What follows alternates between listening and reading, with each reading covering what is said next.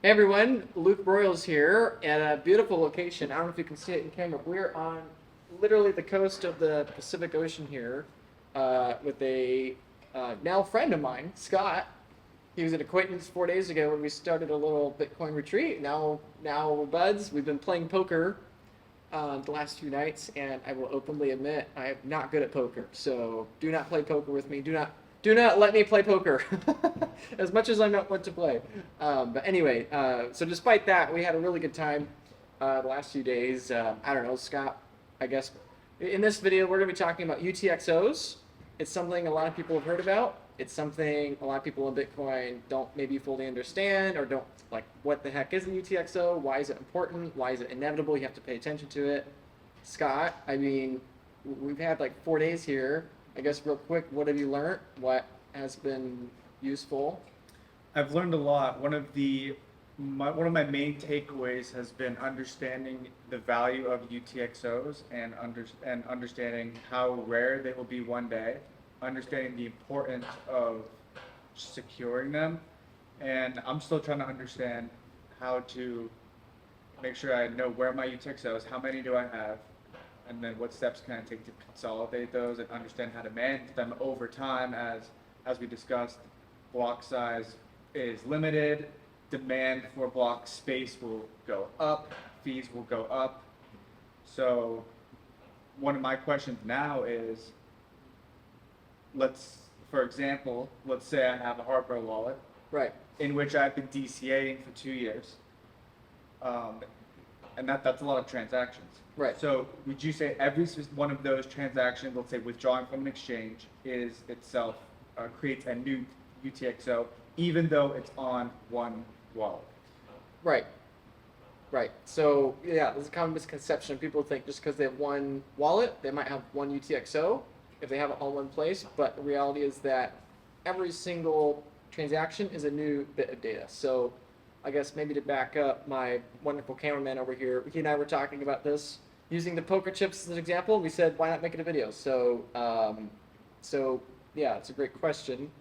Maybe to back up for those listening is what makes Bitcoin different than tokens or securities or altcoins is the difficulty adjustment and proof of work nature of Bitcoin, being that it's not a centralized ledger, right? Bitcoin is not loot coin. I get to determine who has what amount of money. It has to be done with consensus, right? Proof of work. And miners are competing for the biggest transaction fees. Miners always want the biggest transaction fees because the bigger the transaction fees, the more money they make. And so what the difficulty adjustment in Bitcoin does is that it limits Bitcoin's scarcity over time. If the network did not adjust up or down, dependent on the market, then it would just be a mad rush to mine all the Bitcoins as soon as possible, and then the distribution of Bitcoin over the course of over a century would not be possible. So block space is critical because it is the other aspect of Bitcoin, let's say finiteness. I don't really like the word scarcity. You know, people call it digital scarcity, which I guess is true, but the number of Bitcoins are finite and the amount of block space data is finite. So obviously when people look at poker chips, you know, they might be thinking, oh, these are coins that we're talking about. And that's true. There's only 21 million Bitcoin, 2.1 quadrillion Satoshis, units within the system. But what the example we're going to go through again here is comparing this to data, right? Mm-hmm. So you know all this. We've gone over this the other day. But yeah, not with the poker chips, but with the slideshow and the TV. So let's say we have a block. Let's say, okay, this coaster, despite it being a circle and not a square, this is our block of data. So every 10 minutes, I should have been more prepared, but every 10 minutes there is a block. So these are different blocks. And in Bitcoin's early history, there were basically no transactions. We looked at the mempool multiple times. We had Curtis Green earlier today telling us his anecdotal story of living through that. In the very beginning of the Bitcoin early days, blocks would just go through empty, right? Satoshi was literally the only guy mining blocks, right? Yeah, so each block, however, there has always been a transaction. Every single block, there has been a transaction called the Coinbase. The Coinbase transaction is given to a miner. So let's say I'm mining Bitcoin, it's 2010, one block reward is 50 Bitcoin, right? The first block reward is 50 Bitcoin, right? So if I'm mining, obviously I don't get every block, right? So it's not consistent, but maybe I got this block. I get the Coinbase transaction reward of 50 Bitcoin, right? So that is a very small bit of data because it is one UTXO from the ether of the network to the miner. So it is a very small amount of data. This white chip here is a 1 in poker chip. So it's a very small amount of data. Now the problem is that unlike the early days, now there are far fewer Bitcoin being issued to the network, but there are a lot more people, miners, competing for those blocks, right? Like back in the early days, let's say if there's 4 miners in the network, I'm one of the 4 miners, I'm going to get 1 of every 4 of the blocks, right? So it's not consistent, but I'm averaging out profitable, right? And the miners need to be profitable for everything else. But today, there's only 144 or so blocks a day. There's only a couple hundred blocks a day, right? Every 10 minutes. It's like you can't have the system be sustainable where only a handful of entities are winning those blocks every single day, right?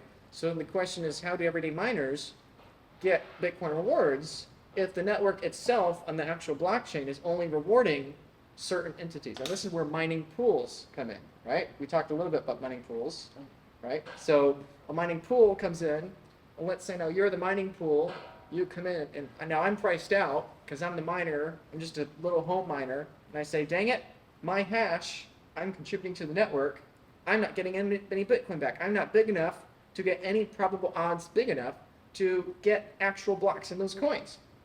And so you, the pool, come in, and to me and to everyone else at the table that's wanting to get mining, you say to all the miners, contribute the hash to your pool, and you will distribute the Bitcoin you win on average to everyone, right? Nobody individually has enough hash on alone to get that block, but you combining everyone's hash can have enough hash to get the reward of that block and then distribute that out to everyone. However, the problem is that from the network, you take everyone's hash, you get it, and now you've got that Bitcoin. Right now, the block reward is 3.125 Bitcoin. So we've gone from 50 to 25 to 12.5 to 6.25, so now 3 1/8 Bitcoin. That's the Coinbase transaction from the network, from that block, going to you. You are the pool, thank you, that won that block. But now the problem is, you got to send me my Bitcoin. I gave you the hash, you got to give me that Bitcoin. So now you got to take this, which again, this is a bit of data. The network sent you a bit of data on the network, a unspent transaction output, UTXO, and you got to distribute that to everyone else involved. And so the problem is that now that's a lot more data. If you're going to be sending me a bit of data, right? So you have a bit of data, but now you have to also send me a bit of data. Now I've got my Bitcoin, I got as a reward. But if you're going to be sending me one of those every single time you win a block, all of a sudden I'm going to be getting a lot of data. And every time you're winning a block, as a function of your success, I'm getting more chips. I'm getting more data. Each one of these is a tiny little amount of data, right? This is 30,000 sats. This is 50,000 sats. This is 95,000 sats, right? And so my problem is now we get to the second part of Bitcoin block space. The first part is the Coinbase transaction. The second part, though, is that miners don't only get rewards from the issuance, from the subsidy, but increasingly over time, miners get a reward from an income from transaction fees. So now let's say I have been mining, you've been my pool, you got that Coinbase, great, I've got my Bitcoin, and I want to go to El Salvador to Luke's Bitcoin boot camp and buy a little mini vacation and learn about Bitcoin or whatever, right? Well, now the problem is that I got to spend these. So I've got my little UTXOs, there's 100,000 sats, there's some more, right? But every single bit of these coins, every single one of these unspent transaction outputs is a little bit of data. And there's only so much space in each one of these blocks. And so now, if I want to spend this on, Luke's boot camp or a coffee or whatever, I got to take enough Satoshis, maybe it's not all my UTXOs, maybe just some of them, but I got to take all that data and I got to bid it into that block.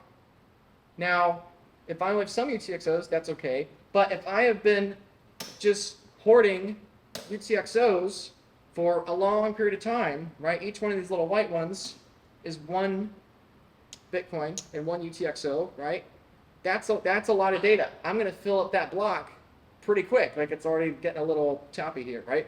And so now my new problem is like, well, I can't fill these UTXOs in that block and it be profitable. It's going to, the miners, every little token here, every little poker chip represents one little bit of data, right? Satoshis per VByte. And so that means that, dang it, the miner's fees right now is 1/10, you know, 1/10 of the cost of it, right? So I'm going to lose a good bit of data just to paying the miners, because that's a really data expensive transaction to put onto the blockchain. So I might say, okay, well, what I'm going to do is I have all these UTXOs. I got to consolidate them onto the blockchain. So what I'm going to do is that, okay, these chips are 5. These are 5. So I'm going to take 5 of my little UTXOs. I'm going to put them in a transaction, send it back to myself. They take the data. You get your fee. Now I've got it consolidated. So now, instead of, you know, these go out of existence, right? So now instead of 5 chips representing, let's say, 5 Bitcoin, one apiece, now I've got 1 5 Bitcoin chip. So now whenever I want to make a transaction again, my fees are a lot lower. But the problem is, of course, that in dollars, this is like $1 bills, $5 bills, $100 bills, right? If you're going to make a purchase and you have, if you're going to go buy a car, you don't want to buy that car in $1 bills. You want to buy that car in $1,000 bills, or ideally just one check. A check is one UTXO in dollar world, right? In the fiat system, you don't go and buy anything, a house, a car, a coffee, with just one UTXO. You're always using different amounts of political currency, different amounts of dollars to get that thing you want, right? But with Bitcoin, it's an even larger degree of importance, because while yes, fees are cheap on Bitcoin base layer now, in the future, there's not going to be enough, right? Any given year, there's enough data on the network to house 200 million transactions, more or less. Depends on exactly what the data is in each transaction. But roughly 200 million, it's not a billion, it's not 50 million, low 100 million range. So the problem is that if there's 200 million people that want to make one amount of data contribution to the network in a given year, well, all the blocks are going to be full because everyone's making one transaction a year. So this is why layer 2s, Lightning, Liquid, Venomant, everything else, all that stuff coming down the line is really important, because this is what enables the base layer to scale for the whole world while still maintaining decentralization and security at the base layer, right? You can't have everyone be making every single copy transaction. It's too much data on the network. So the problem here is that eventually we're trending towards all these blocks being full, right? Like, you know, you and I, we have all these small UTXOs, right? We've been stacking sats, right? We've been stacking sats one at a time, DCAing, withdrawing your self-custody, all that wonderful stuff, right? Great, good for you. But the problem is that we know the whole world can't compete with all of the data on this blockchain, right? You know, if we're looking at 330 million corporations in the world, and there's enough block space for 200 million entities, there is only enough data on the block space to be able to have 1/6 of the world's companies make one transaction per quarter, right? And so if less than 15% of the world's companies are going to be able to make a quarterly Bitcoin transaction, that transaction is probably going to be pretty expensive. They're probably going to be willing to pay more fees to make sure they get their UTXO in the most secure, censorship resistant base layer, layer 1 for Bitcoin. And so we know that all the space is going to be full, and we know that people are going to be willing to build a lot for it. Right now, it's not too bad, right? Some of them are more empty than others, right? Some blocks are pretty full, others are empty. Some blocks, like the halving blocks, are much more full, right? Other blocks, like just random ones on a Tuesday night at 4 in the morning, are very empty because less people are making transactions, right? But if you have a transaction, you're trying to get into the network, get into block space, you know that even if you have a low fee, at some point, it's going to find a block that's low enough that the miners are willing to bid for it, because they always go for the highest fees, unless, of course, nobody else is bidding for that block space. then they push through a lot of the cheap fees. And so again, the underlying problem is that if we know in the future they're all going to be full, and we're not going to get those opportunities where once in a while we get a really cheap block that all the cheap transactions can fill into and fill that data back up, the problem is we have to consolidate, right? In the same way that every single square inch of Manhattan is a bit of dirt, a bit of data on the island, in the future it's going to just consolidate upwards, right? So like every single little bit of information, every single part of the land of the island of Manhattan is going to be really critical in the future because people are going to be building on top of it, right? So this white section over here, all these chips, I think you counted it out, thank you by the way, is 100. This is 100. Yep. So this right here you're looking at is 100 white tokens in poker, which is quite actually hard to manage and move around here. So this is 100. These are 5. These each are 25, 100, 500, and 1,000. And so the problem is that, let's say we have me that did not consolidate my UTXOs and you that did. You have a 100 chip, right? You've got all your Bitcoin properly consolidated and chipped. And you want to make a transaction on the Bitcoin network. You don't have that much data, right? So your fees are not that bad, right? This is the kind of thing where you see people make $1 billion transaction for 50 cents, or they make, you know, a $300,000 transaction for $1, right? Like this is like, oh wow, Bitcoin's so cheap, blah blah blah, and people might assume that, oh, that means that all Bitcoin transactions are going to be cheap forever. And no, that's not necessarily the case, because if you have a very large transaction like this blue 100 poker chip or this green 1,000 poker chip, that's a lot of money for a very small amount of data. And so relatively speaking, it seems like, oh, the Bitcoin network in total must be cheap. But again, this is a common misconception that people assume fees are based upon how valuable is your chip, how valuable is your UTXO. But the reality is that the network doesn't care about if your UTXO is 1,000 Bitcoin, 100 Bitcoin, 25 Bitcoin, 5 Bitcoin, or 1 Bitcoin. All they care about is the data. That's all the miners care about.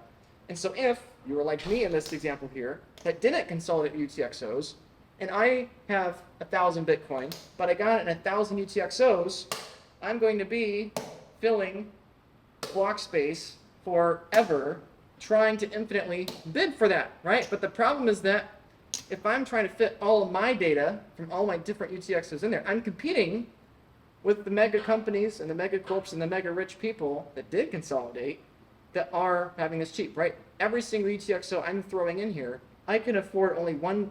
Actually, this is only 100, this is 1,000, so this is actually a tenth of what I'm looking at, right?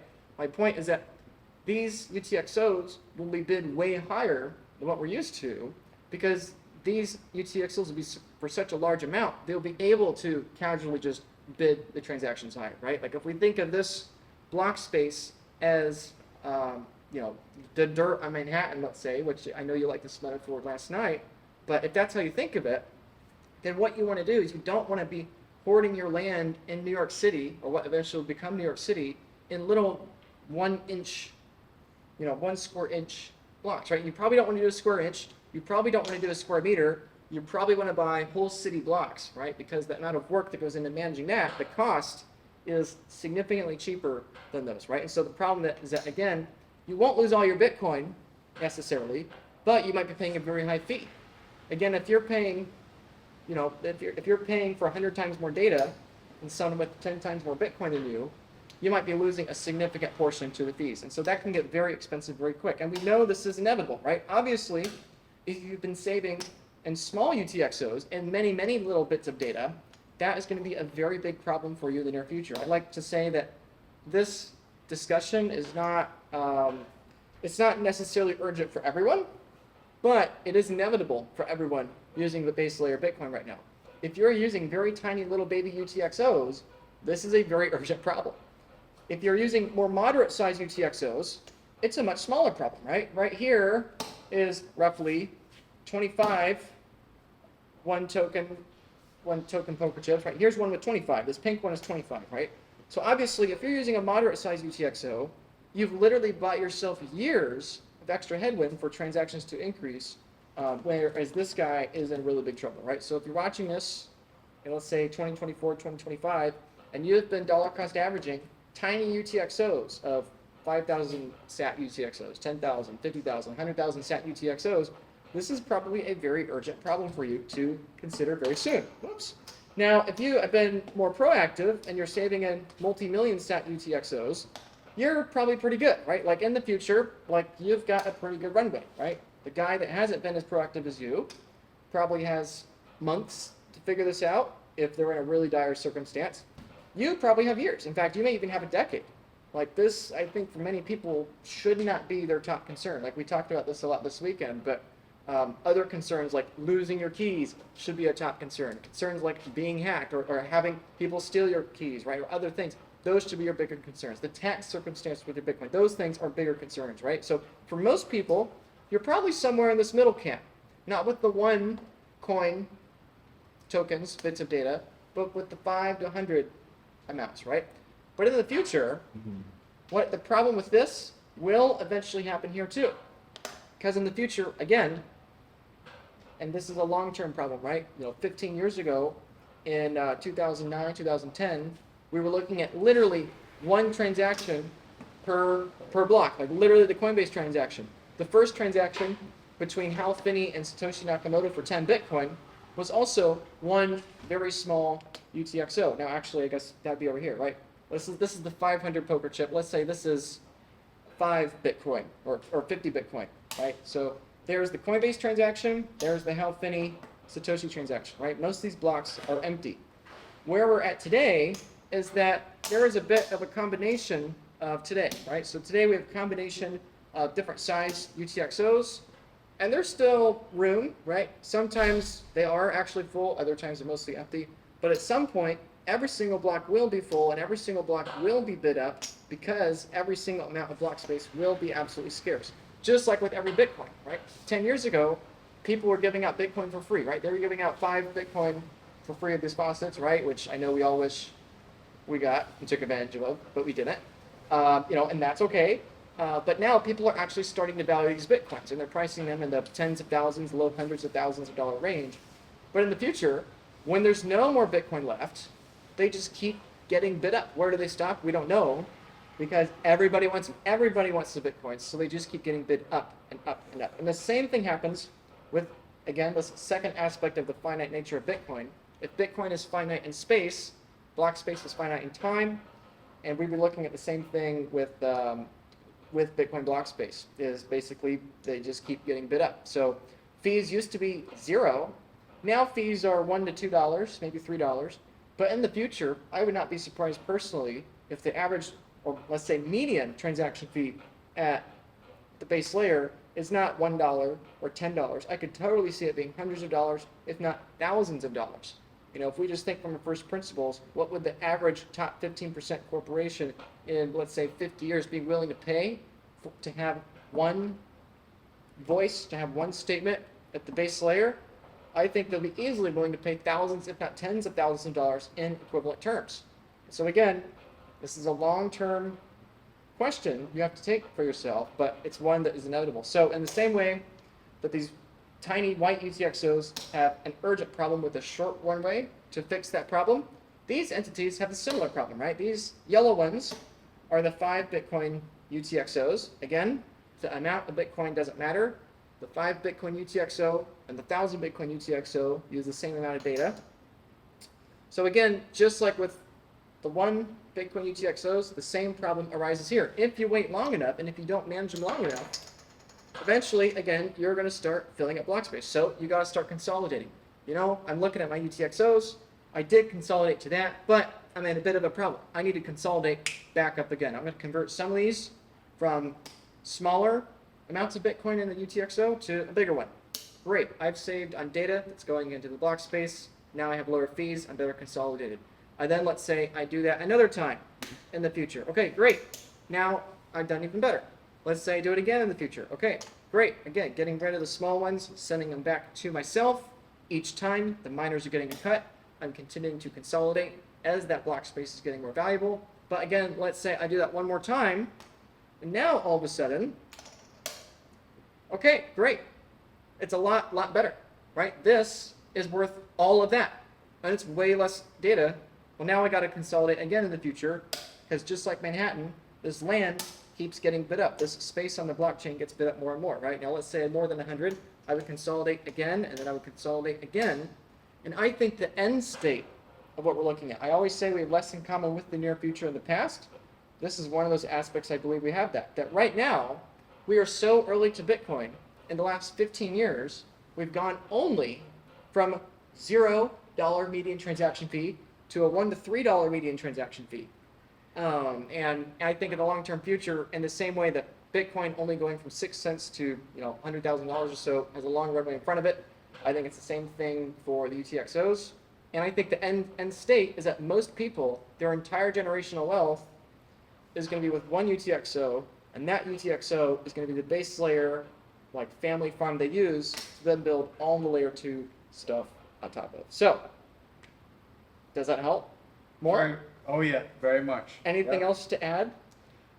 Just one of my main takeaways again has been how valuable these UTXOs are for people looking to, like, how do they want exposure to Bitcoin if they don't have that yet? Right. And understanding the different avenues they have to acquire Bitcoin. And if it's something that they truly want to last multiple generations, to be a sort of core for the family, there's paper Bitcoin options as we've discussed, but understanding how UTXOs work at the core, I think is very important because it really is that dirt, it really is that foundational layer of the new Manhattan that is not even called Manhattan yet. Right. And so I think if people can understand that, they can get a greater appreciation, not just of, how can I get yield to my Bitcoin, or, MicroStrategy's levered, it goes up faster. But understanding how it's more important to have the real underlying value of Bitcoin, which is why we're all drawn towards it. Right. Yeah, I obviously agree. Most people will never have UTXOs, right? The pessimistic way to say this is that, like, this is nuance most people in Bitcoin will never have, right? But if you are wealthy enough to be able to afford actual block space at the base layer, that is how you know you are super, super early to Bitcoin, right? Most people will never have the luxury of having a single UTXO, no matter if you have 1,000 Bitcoin or if you just have 1/10 of a Bitcoin. All of it is a significant amount of wealth, right? In the same way, like you just said, most people coming to Manhattan will never own the actual dirt, but just some sort of, 3rd story or 48th story condo on a high rise, right? It's the same thing with Bitcoin. Most people will never actually be able to own block space on the network and be able to say, I was early enough to Bitcoin, I made a transaction, and I had a UTXO at one point, right? So take it seriously, because the downside is that it's a lot more work and responsibility. The upside, though, is that you're probably way earlier to Bitcoin than what you expect. And I think that's been your main takeaway from the weekend. Yeah, absolutely. So, yeah, great. All right, thank you, Scott, for being Thank you for sitting with me. Thank you, Luke. All right.